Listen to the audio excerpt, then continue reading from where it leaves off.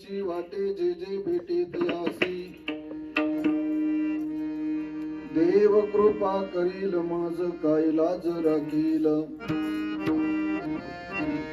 अवघियांचा विसर झाला अवघियांचा विसर झाला हा राहिला उद्योग देव कृपा करील माझ काय लाज राखील तुका म्हणे चिंता वाटे कोण भेटे सांगेसा देव कृपा करील मज काय लाज राखील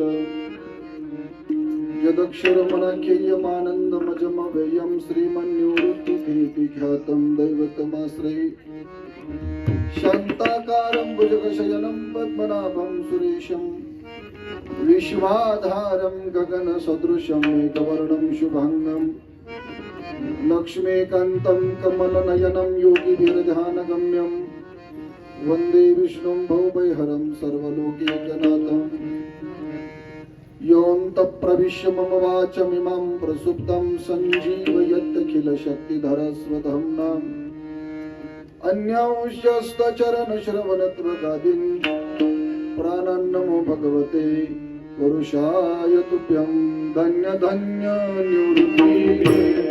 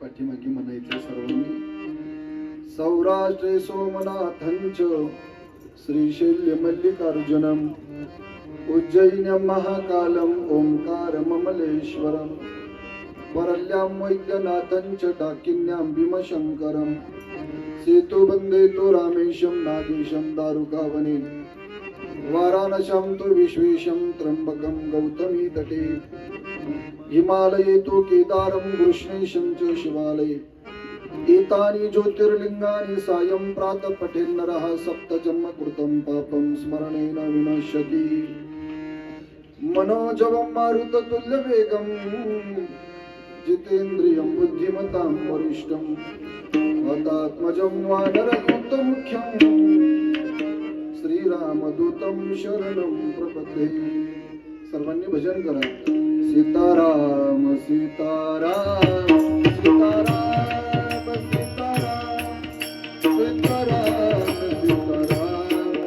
सीताराम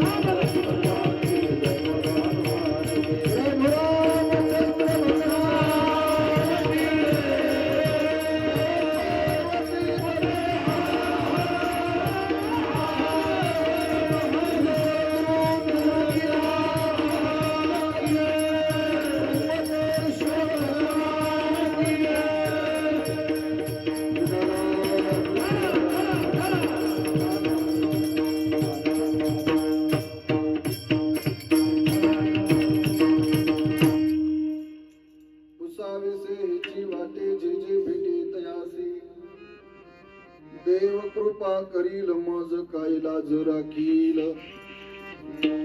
प्रस्तुत प्राप्त प्रसंगी प्राप्त स्थळी प्राप्त वेळी प्राप्त घटिका सेवेसाठी निवडलेला अभंग जगद्गुरु जगदवंदनी महाराष्ट्र भूषण देऊ क्षेत्र निवासी वारकरी संप्रदायाच्या कलशस्थानी शोभणारे जगद्गुरु तुकोबराया त्यांचा हा सेवेसाठी घेतलेला अभंग आहे. तुकोबरायच्या गाथा प्रकरणातील अभंग असून या अभंगामध्ये जगद्गुरु तुकाराम महाराज देव भेटी विषयीची तळमळ व्यक्त करत आहे. तुकोबराबद्दल थोडासा एक चरित्राचा भाग सांगेल. कोण तुकोबराय आणि कसे तुकोबराय. घरात नाही धार पोटात नाही आन गावात नाही मान ज्यांनी परमार्थ केला महान म्हणून त्यांच्या चित्तात सदा असे समाधान. पुढे बोलेल अजून. घरात मोडकी खाट गळका माट फुटका ताट आई साजनचा प्रपंचाचा थाट पण नामस्मरण केले घनदाट म्हणून त्यांना मिळाली वैकुंठाची वाट. अशा तुकोबरायच्या 4 चरणाचा अभंग आहे. 16व्या शतकामध्ये जगद्गुरु तुकोबरायांना जे भेटेल त्यांना हेच विचारावंसं वाटत असे आहे का त्या भगवंताने माझ्यावर कृपा करावी. माझी लज्जा रक्षण राखणारा या जगामध्ये कोणी भेटेल का. देव कृपा करील मज काय लाज राखील. पण याबद्दलची तुकोबरायची अवस्था काय. अवस्था अवघियांचा विसर झाला. विषयांचा विसर पडून माझ्या जीवनामधला एक उद्योग शिल्लक राहिलेला फक्त माझ्या पांडुरंगाने माझ्यावर कृपा करावी. या चिंतेचं या प्रश्नाचं उत्तर देणारा कलियुग मला मध्ये कोणी भेटेल का. तुका म्हणे चिंता वाटे कोण भेटे सांगेसा. देव कृपा करील मज काय लाज राखील. विठ्ठल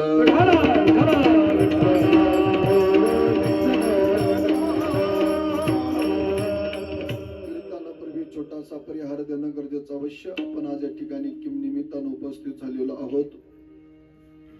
निमित्ताचं कारण आपल्या या गावचं भूषण असणारे निष्ठावंत विश्वगुरु निवृत्तीनाथांचे वारकरी हरिभक्ती पारण वैकुंठवासी दोंडीराम राधू पवार बाबांना यहलोकीची यात्रा संपूर्ण परलोकामध्ये जाऊन आज 1 वर्ष पूर्ण झालेला आहे.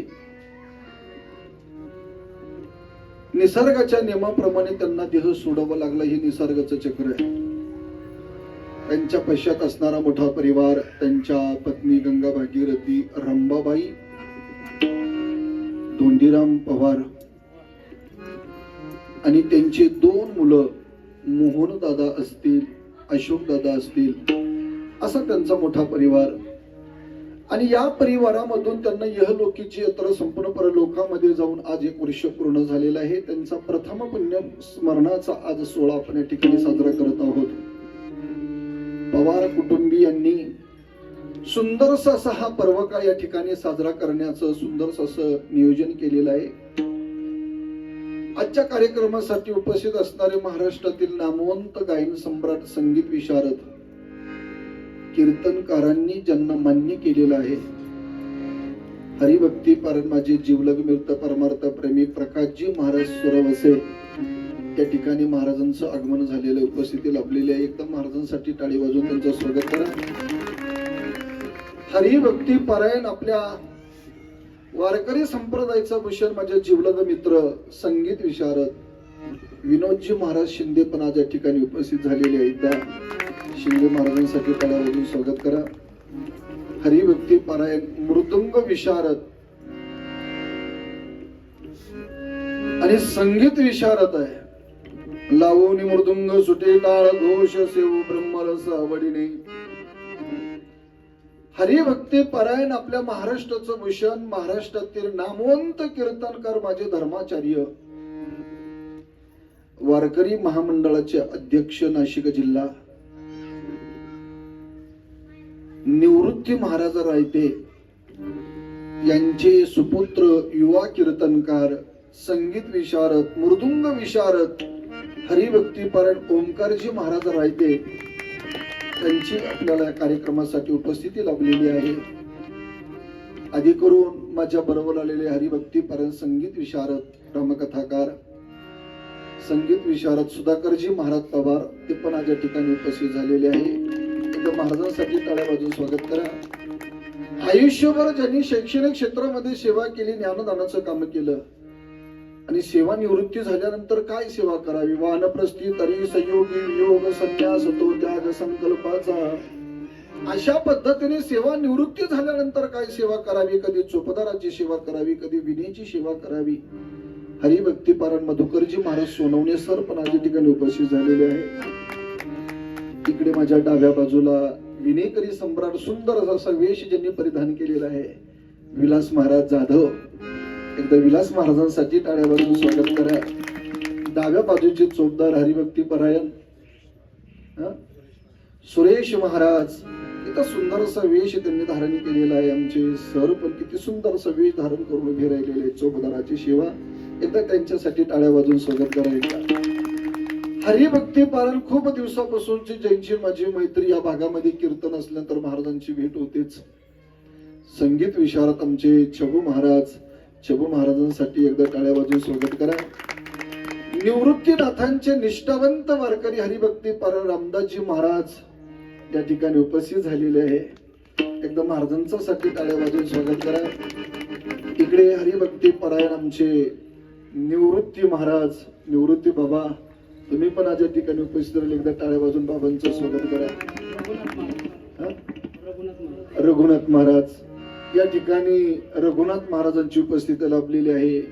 हरिभक्ती परायण महेंद्रजी महाराज बाबा, निवृत्ती महाराज या ठिकाणी उपस्थित झालेले आहे. कसं इकडचं तिकडं झालं, तिकडचं इकडं झालं. सर्वांच्या चरणात नतमस्तक होऊन हरिभक्ती परायण आपल्या नाशिक जिल्ह्याचं भूषण असणारे शिवपुराण कथाकार, राम कथाकार, युवा कीर्तनकार, माझे जिवलग मित्र सुदर्शनजी महाराज शिंदे पण आज या ठिकाणी उपस्थित झालेले आहे. एकदा महाराजांचं टाळ्या वाजवून स्वागत करा. आणि ज्यांच्या माध्यमातून या ठिकाणी मला दोंडीराम बाबांच्या प्रथम पुण्यस्मरणाची सेवा करण्याचा योग प्राप्त झाला, ते आपल्या गावचं भूषण असणारे माझे जिवलग मित्र, निष्ठावंत वारकरी संप्रदायावर प्रेम करणारे सोमनाथ दादा कोरडे, सोमनाथ भाऊंच्या माध्यमातून माझ्या वाटेला आलेल्याची ही सेवा आहे. सर्वांच्या चरण नतमस्तक होऊन, माता बहिणींच्या चरणावर नतमस्तक, सर्व पितृवर्ग मातृवर्ग असतील तरुणांच्या चरण नतमस्तक होऊन उर्वरित वेळामध्ये बरोबर आपल्याला 1 वाजेपर्यंत थांबायचं आहे. विठाला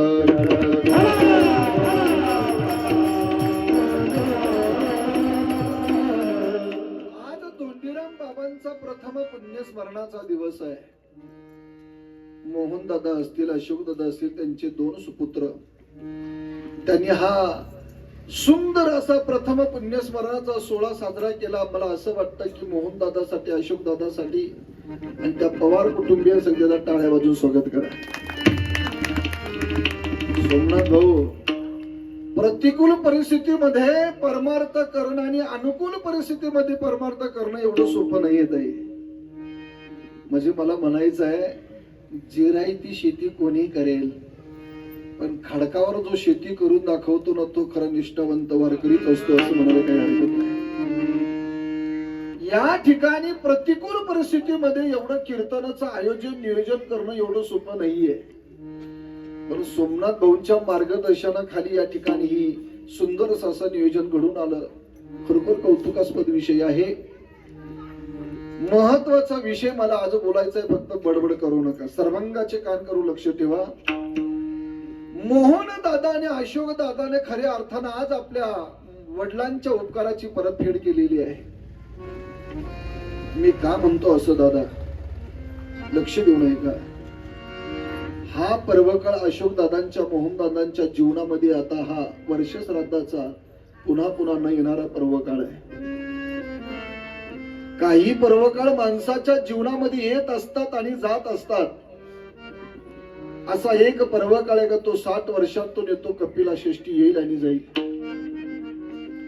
एक असा पर्वकाळ आहे का तो 12 वर्षातून येईल, सिंहस्थ कुंभ पर्वणी 2027 ला नाशिक जिल्ह्यामध्ये येते आणि जाते. काही पर्वकाळ वर्षातून येतात, दसरा, दिवाळी, गुढीपाडवा, मकर संक्रांत आणि अक्षय तृतीया येतात आणि जातात.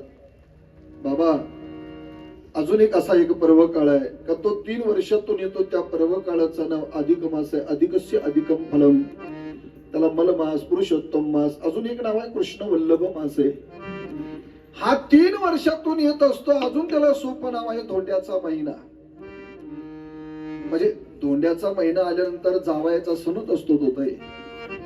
आता काही काही पागल जावई सासूबाईला सुद्धा मम्मी म्हणायला लागले, आपण काय करणार? सासूबाईला मम्मी म्हणायला लागले. सासूबाईला मामी म्हणावं, आईला आई म्हणावं, वडिलांना बाबा म्हणावं, ही आपली संस्कृती वारकरी संप्रदायाची. 3 वर्षातून येणारा पर्वकाळ अधिक मास आहे. 6 महिन्यातून येणारा पर्वकाळ चंद्रग्रहण, सूर्यग्रहण आहे. महिन्यातून येणारा पर्वकाळ अमावास्या आणि पौर्णिमा आहे. आता काही लोकांचं म्हणणं असं की अमावास्या आल्यानंतर रात्रीचे भूत निघतात, पण आम्ही महाराष्ट्रभर एवढं फिरलो, रात्रीचे भूत नाही दिसले, वाघ दिसले, पण दिवसाचे जिवंत भूत चांगल्यापैकी भेटले. आज प्रकाश बाबा मोठा पर्वकाळ एकादशी व्रत आहे आणि एकादशी व्रताच्या या पर्वकाळावर धोंडीराम बाबांचा प्रथम पुण्यस्मरणाचा सोहळा आला. याच्यासारखं भाग्य कोणतं धर्मदास बाबा? मी तर म्हणेल अमावस्या पौर्णिमा महिन्यातून येत असतो हा पर्वकाळ, पण एक पर्वकाळ असा आहे तो 15 दिवसातून येतो. त्या पर्वकाळाचं नाव एकादशी आहे. एकादशी व्रत सोमवार न करती कोण त्यांची गती होईल नेनो. हे पर्वकाळ माणसाच्या जीवनात येतात आणि जातात, पण असा एक पर्वकाळ आहे तो माणसाच्या जीवनामध्ये एकदाच येतो. त्या पर्वकाळाचं नाव शांतीप्रभनाथ बाबा भागवतात बोलतात. पुरुषाशी पर्वकाळ जन्मात जोडे कवेळ, माता पित्याचा अंतकाळ, तै धर्माची वेळ ती पवित्र. पुरुषासाठी मोठा पर्वकाळ आई वडिलांचा अंत्यसंस्कार सोहळा, दशेकरी विधी आणि वर्ष श्राद्ध हे पर्वकाळ एकदाच येतात. पुन्हा पुन्हा नाही येऊ शकत महाराज. अंत्यसंस्कार सोहळा एकदाच येईल, दशेक्रिय विधी एकदाच येईल, वर्ष श्राद्ध प्रथम पुण्यस्मरण एकदाच येईल. ते पर्वकाळ आपण आई वडिलांचे साजरे केलेच पाहिजे. विठ्ठला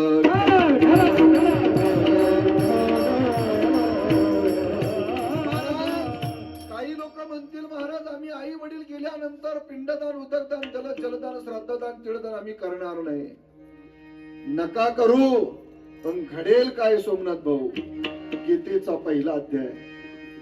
आई वडील निघून गेल्यानंतर जे लोक पिंडदान, उदकदान, तिळदान, जलदान, श्राद्धदान करत नाही त्यांचे पितर अधोगतीला जातात. मी नाही बोलत, भगवान गोविंद अर्जुना बरोबर बोलतात की पतंती पित्रो हिश्याम लुप्त पिंडोदक क्रिया. ते पितर लुप्त होतात, अधोगतीला जातात.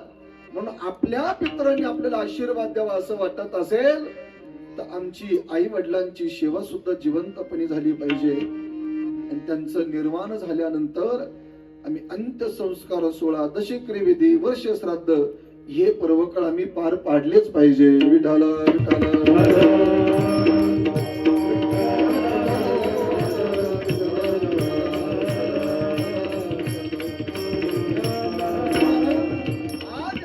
अशोक दादा, मोहन दादा सुंदर असं आपल्या वडिलांच्या उपकाराची परतफेड त्यांनी या ठिकाणी केलेली आहे. मला सोमनाथ भाऊनी सांगितलं धोंडीराम बाबा बद्दल शेवटचा